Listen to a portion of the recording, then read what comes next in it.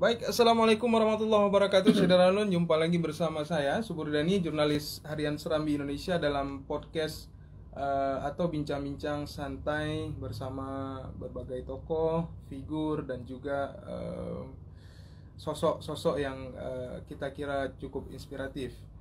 Kali ini saya ditemani oleh salah seorang bisa disebut sebagai guru, bisa disebut juga sebagai seniman, bisa disebut juga sebagai orang yang paling kreatif. Ada Bang Syahril SPD MAG. Dari penampakan, beliau ini seperti tampang ulama, ustadz lah kita bilang. Namun di balik rutinitas beliau sebagai guru, ya, beliau juga aktif berkesenian, juga aktif melakukan proses-proses kreatif dalam hidupnya. Jadi untuk backgroundnya, Bang Syahril ini menyelesaikan S1-nya itu di pendidikan bahasa Inggris. Ya. Kemudian pada tahun 2003 beliau sempat menjadi guru honor. Ya. Guru honor di mana nih, Bang? Di SMA 3. Di SMA 3 Banda Aceh. Ya. Saat itu beliau mengajar bahasa Inggris dan juga mengajar Budaya. seni budaya.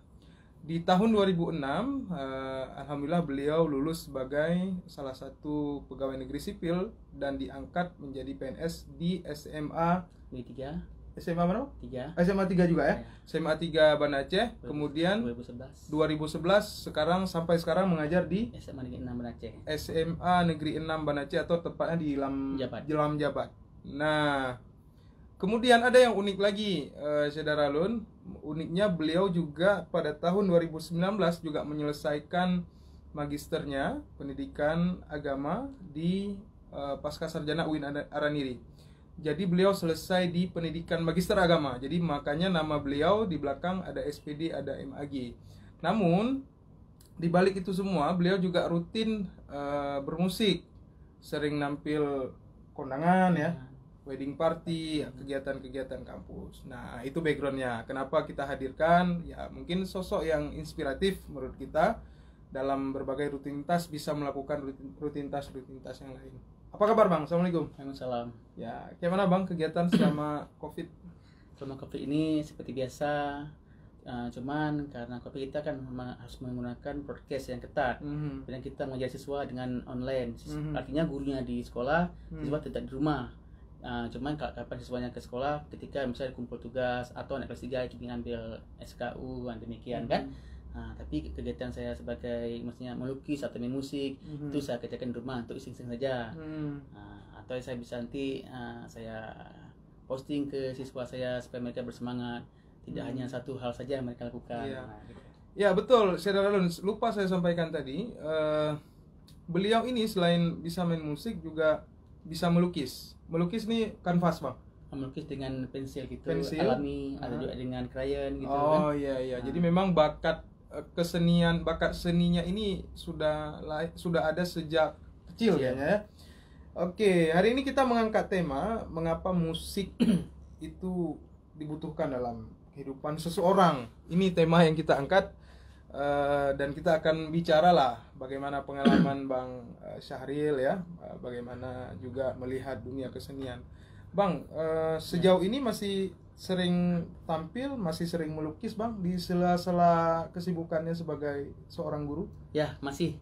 Ketika saya sudah selesai mengajar, kemudian jika saya misalnya ada jam pertama sekolah, jam pertama kedua, 3, 4, 5, 6 kosong, masuk jam 8. Nah, di sela-sela itu saya nanti misalnya melukis gitu, melukis 2 dimensi, 3 dimensi kan, misalnya rumah sekolah, masjid, gitu. Yang tujuannya apa? Pertama untuk mengembangkan diri sendiri. Yang kedua, mana tahu nanti ada anak-anak nanti misalnya bermasalah dengan menggambar, karena tidak semua anak-anak itu bisa menggambar. Dan ada juga anak-anak suka menggambar tapi tidak bisa menggambar. Begitu ya dengan musik. Anak-anak ada juga yang suka main musik, dia kepingin main musik, sudah beli alat tapi tidak bisa memainkannya. Cuman keinginannya saya sudah mantap. Tapi ada juga anak-anak yang suka main musik, suka bernyanyi. Saya perhatikan anak-anak tersebut, misalnya dia menyanyi, tapi suaranya fals, tapi dia paksakan. Tapi pada saat itu kita didik pelan-pelan, akhirnya lama bisa juga. Nanti ada juga siswa nanti saya hutang ke rumah begitu. Kemudian masalah musik ini bagi masyarakat, sangat butuh. Masyarakat menurut saya sangat butuh musik. Kenapa? Walaupun ada sebagian yang suka. Contohnya kenapa saya bilang musik? Karena ini teori musik ini ya. Karena kata Imam Al-Ghazali dalam kitabnya Ihya Ulumuddin jilid 2 bab 19 mengatakan, maksudnya ini teori musik loh.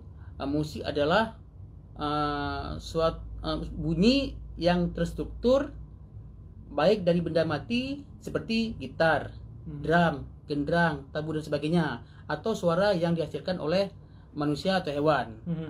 Itu musik. Ya, itu teori musik kan. Jadi berdasarkan teori tersebut, malah ulama zaman dulu seperti Al-Farabi mengatakan dan Ibnu Sina mengatakan bahwasanya musik adalah bunyi dan bunyi-bunyi yang pengaturannya sehingga menghasilkan suara yang dapat dinikmati oleh pendengarnya. Yang terpenting dari musik itu adalah bagaimana membuat kita bisa menikmati bunyi tersebut. Kemudian dari teori tersebut, maka sekarang saya kembali ke poin tadi yang sebenarnya saya jawab. Manusia butuh musik. Kenapa? Musik sudah dibuat penelitian oleh para dokter, para ahli. Itu banyak sekali manfaatnya bagi manusia itu sendiri. Contoh, dengan mempelajari musik, maka manusia itu bisa cerdas. Para ahli sudah berabad-abad membuat penelitian. Manusia atau anak, bagaimana cara membuat seorang itu jadi jenius? Salah satunya dengan musik. Terbukti anak-anak yang diajari musik sejak kecil, dia bisa meningkatkan tingkat kecerdasan intelektual dia sampai berkali lipat. Ya, yang kedua, kenapa manusia itu butuh musik? Ternyata musik itu menurut para ahli kesehatan yang sudah dilakukan, satunya adalah University of Washington, di mana seorang anak bayi yang berumur 9 bulan diperdengarkan musik klasik, musik yang lambat gitu kan. Jadi diperdengarkan berkali-kali, ternyata hasilnya sangat signifikan. Anak tersebut ketika dia besar, dia tingkat kecerdasannya meningkat, tingkat kecerdasannya, intellectual quotient. Yang ketiga, kenapa manusia butuh musik? Ini pertama sekali ya, kalau kita di Aceh ini ya, dunia negara Islam. Kenapa manusia butuh musik? Yang pertama, musik itu bisa sebagai media dakwah. Media dakwah. Kenapa saya bilang musik itu? Contohnya, dulu Wali Songo, ada 9 Wali Songo, 4 diantaranya Sunan Giri. Itu Sunan Giri mengarang sebuah lagu Cublak Cublak Suweng. Dia sendiri yang menyanyikannya, walaupun tidak mengerti musik, tapi dia sendiri menciptakan lagu itu. Yang yang bermakna dari lagu Cublak Cublak Suweng tersebut, beliau mengatakan dalam mencari harta itu jangan tamak. Kita harus hati kita bersih, jangan sampai tersesat. Apalagi kita sampai mencari harta dengan tamak, maka kita akan nggak bersih, tersesat, kita bisa jauh. Begitu. Kemudian Sunan yang kedua, ini sebagai media dakwah, ya. Sunan Bonang. Sunan Bonang menciptakan gamelan dan juga wayang. Kenapa? Karena pada saat itu masyarakat di sana masih banyak, di Jawa banyak agama Hindu dan Buddha. Jadi dia memikir bagaimana cara halus supaya menarik masyarakat dengan melihat musik. Jadi gamelan dimainkan, wayang dimainkan dengan cerita-cerita Islam, sehingga masyarakat di sana tertarik, terpukau ketika mendengar Sunan Bonang menceritakan tentang sejarah Islam, sahabat Nabi lewat wayang dan gamelan. Itu diceritakan sendiri, sehingga ketika masyarakat sudah berkumpul, mudah bagi Sunan Bonang itu untuk mendakwahkannya lewat musik. Kemudian Sunan ketiga, Sunan Kalijaga. Sunan Kalijaga juga dia seorang penyair, seorang penyanyi lagu Islam ya. Syairnya yaitu Ilir-ilir dan Gundul Pacul. Di mana kedua lagu tersebut ada pesan dakwah moral yang disampaikan, sehingga ketika dia menyampaikan lewat seni Sunan Kalijaga tersebut, banyak masyarakat agama Hindu Buddha masuk dengan Islam, karena dakwah mereka itu dengan cara lemah lembut, lewat musik. Itulah makanya masyarakat butuh musik. Coba bayangkan kalau tidak ada musik, mungkin Sunan Bonang dan Sunan lain mungkin nggak tahu cara kayak mana. Gitu kan? Karena masyarakat Jawa gitu. Dah, di Aceh sekarang itu Rafli, usah jauh Rafli. Rafli itu kan salah satu maskot berdakwah lewat musik. Contohnya Desa Poma, Jak Mendiki, dan sebagainya. Kan banyak lagu-lagu yang berkaitan dakwah. Dan tidak usah jauh. Tangki Band yang dimutu oleh Saudara Sebrani 20 Februari 2011. Insya Allah tanggal 20 Februari 2021 genap 10 tahun. Banyak kesan-kesan dakwah yang disampaikan lewat lagu tersebut. Dan pertama Salim, Rusuh, Tubuh. Udah Bang, nggak usah dilanjutin ya. Kan? Oke, Gitu. siap. Jadi Bang, Abang ini unik ya. Saya jarang sih jumpa sama sosok seperti Bang Syahril ini ya. Beliau ini paham musik, juga paham soal akademiknya. Ini jarang Bang orang seperti ini. Biasa selama ini kan paling orang yang memang praktiknya, dia memang total di senimannya. Tapi Bang Syahril sendiri dia bisa mengupas tentang musik itu dari berbagai perspektif. Yang pertama tadi sangat menarik soal anak didik ya. Ketika anak didik bisa diajarkan musik klasik, musik yang agak santai, agak sendu, itu melatih intelektualnya. Nah Bang, sekarang dari perspektif agama Bang, karena Abang juga magister agama, Abang juga salah seorang akademisi ya. Bagaimana Bang melihat musik dari perspektif ini?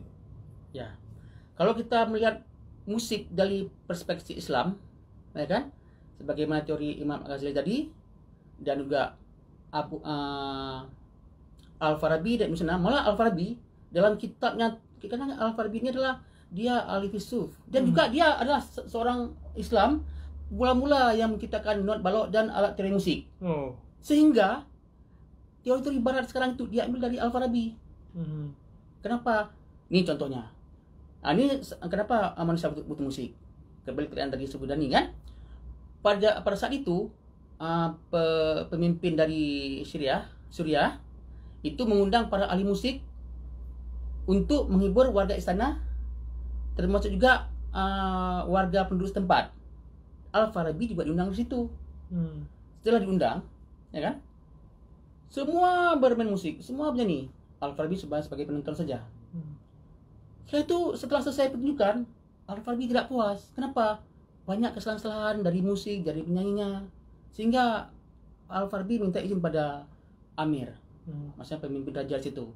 Diberi kesempatan untuk dia mengeksplor diri. Dan dia main alat musik. Ketika dia mengkompos satu buah komposisi musik, semua hadirin, warga istana juga warga penduduk yang sempat para tamu undangan ketawa.